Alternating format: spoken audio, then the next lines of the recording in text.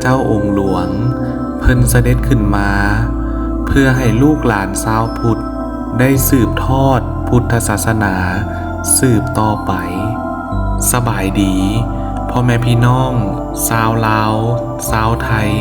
และชาวพุทธทุกท่านมื้อนี้บอยเดชาววัดจะพาทุกท่านมาย้อนหอยวินาทีที่ได้ค้นพบพระเจ้าองค์หลวงเป็นการค้นพบครั้งยิ่งใหญ่ของประชาชนชาวลาวครั้งประวัติศาสตร์ที่ดอนเพิงคำเมืองต้นเพิงแขวงบ่อแก้วเมื่อทานได้รับชมวิดีโอนี้แล้วนับแต่วินาทีนี้เป็นต้นไปขอบารมีพระเจ้าองค์หลวงจงประทานพรให้ทุกท่านจงมีแต่ความสุขความเจริญสุขภาพแข็งแรงแคล้วคลาดปลอดภัยเฮ็ดจับสิ่งใดก็ขอให้มีแต่เงินมีแต่คำไหลมาเทมาจงมีมนุษย์สมบัติสวรรค์สมบัตินิพพานสมบัติด้วยเถิดสาธุ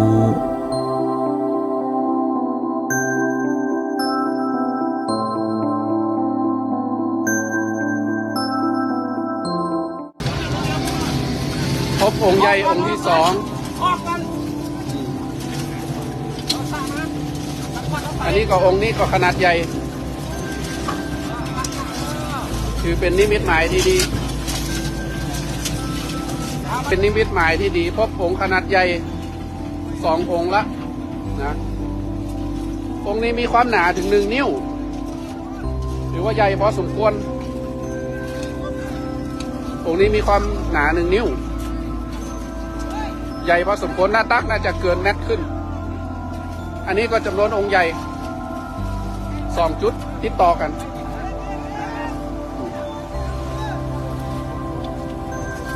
ในทุกภาคส่วนกำลังค่าเกียมสถานที่รองรับวันนี้พิเศษสถาบันศรีบุญเฮืองนำพาในการขุดค้นระดมให้แต่งชุดขาวมดปรากฏว่าพบองค์ใหญ่ทั้ง2 องค์ปรากฏการพิเศษตั้งแต่เช้าองค์นี้อยู่ในท่านอน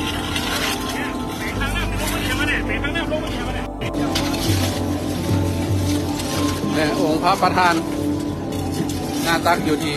1 เมตรกว่าองค์พระประธานที่ค้นพบวันที่16 เดือน 5อันนี้เป็นฐาน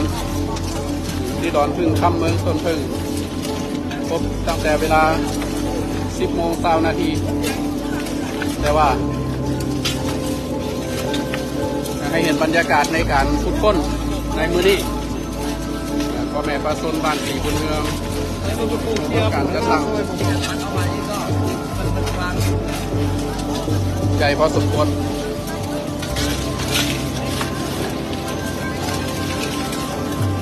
อันนี้พ่อแม่ประชาชนกำลังตักดินออก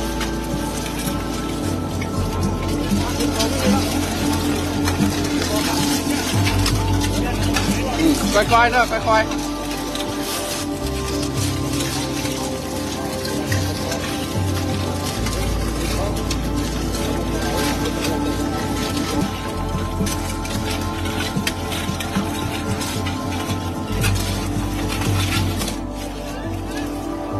แมนขยับกว้างๆออก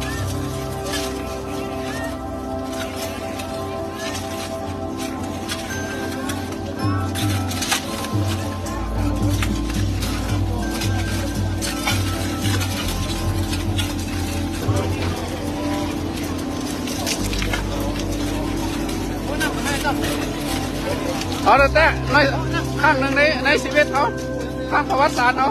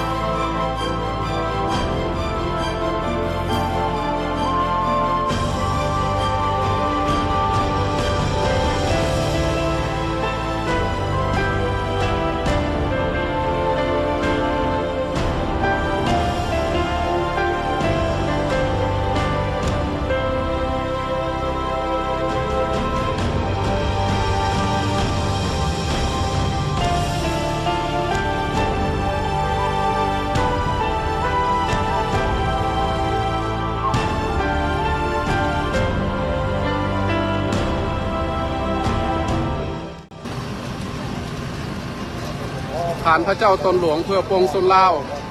กำลังขึ้นสู่สถานที่ประดิษฐานเป็นครั้งประวัติศาสตร์